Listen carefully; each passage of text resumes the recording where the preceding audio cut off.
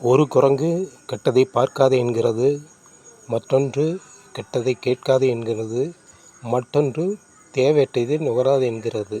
எல்லாம் சரி, இதற்கு மூலாதாரமான இதை கட்டுப்பாட்டில் உள்ள அந்த மனம் என்ற குரங்கை எதை வைத்து கட்டுவது? அப்படித்தான் ஒரு துறவி முனிவர் என்று வைத்துக்கொள்கிறேன், காட்டில் உட்கார்ந்து கொண்டிருந்தார்.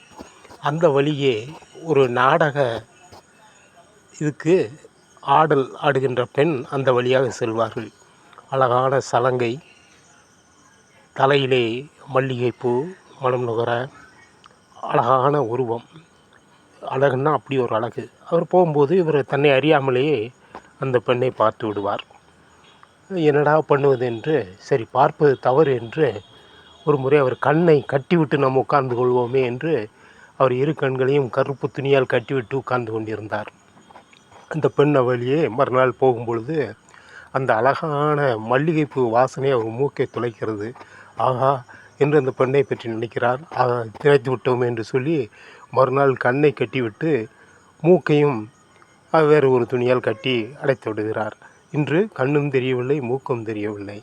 ஆனால் அந்த பெண் போகும்போது அந்த காலில் கட்டியிருந்த அழகான சலங்கை ஜல் ஜல் என அவருடைய மனதை ஊசலாடச் செய்கிறது. என்னடா பண்ணுவது என்று மறுநாள் என்ன நினைத்தார் என்றால், காதையும் கட்டிவிட்டார்.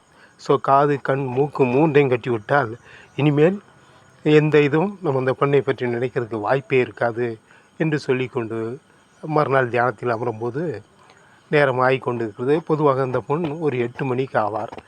ஒரு 7:55 7:59 தாண்டினுடன் இவர் மனசு, ஆகா மணி 8 ஆகிவிட்டதே, இப்போது அந்த பெண் வருகின்ற நேரமாச்சு என்று இவர் அறியாமலே அந்த பெண்ணை நினைக்கிறார்.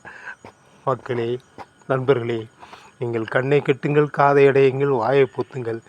எப்படி இருந்தாலும் இதற்கெல்லாம் மூலாதாரமான அந்த மனம் இருக்கிறதே, அந்த குரங்கை கட்டி போடாவிட்டால் ஒன்றும் பிரயோஜனம் இல்லை. அதுதான் இந்த கதையின் யதார்த்தம்.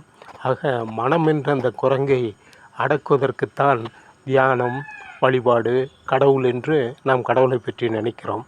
ஆகவே மனம் என்ற ஒரு குரங்கு அடங்கினால்தான் இந்த குரங்கு கண்ணை கட்டுவது, காதை பொத்துவது, வாயை பொத்துவது ஒரு அர்த்தம் உள்ளதாக இருக்கும்.